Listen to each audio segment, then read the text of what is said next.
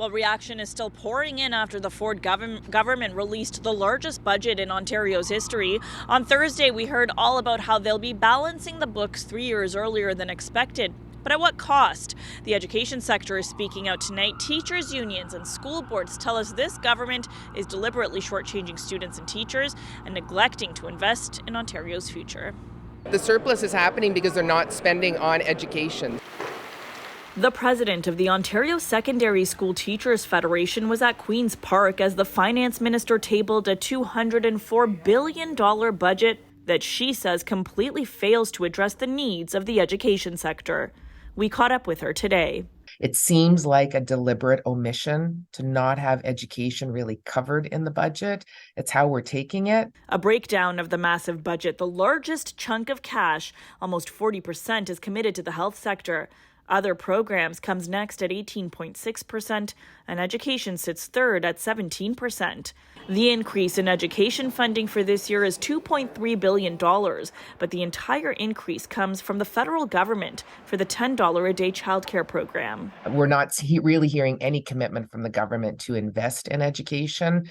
It's just continued cuts. Budget 2023 increases support for mathematics, for literacy, as well as for children with special education needs. And there's more to do, and there's more to come about how we're going to help ensure kids get back on track. School boards are also disappointed in this year's budget. The chair of the Toronto District School Board had requested additional funding to help cover $70 million in pandemic-related costs, but they're not getting that extra cash.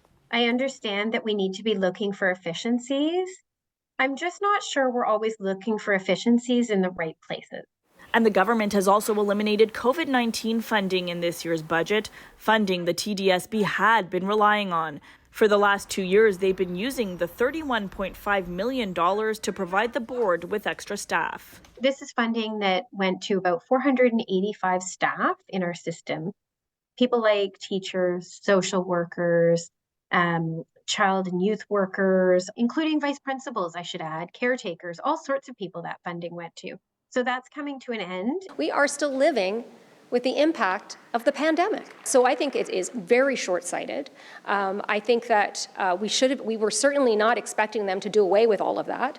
We were certainly hoping to see that they would actually invest in our school boards. What we're seeing now is a government that just wants to pretend like it never happened. And critics say Bill 124, which capped raises at 1% annually, contributed to a staffing shortage at schools that this budget doesn't address. Education workers are being very mistreated under Bill 124, and it means that they are leaving the workforce, they're finding other jobs because they are having to go to food banks. We know that staffing is critical. It's why our government hired 7,000 more education workers, 800 more teachers, 200 more principals. That was done by our PC government. Ontario also set aside $15 billion over 10 years in the budget, in part to help build and repair schools, but the TDSB's repair backlog alone is $3.7 billion.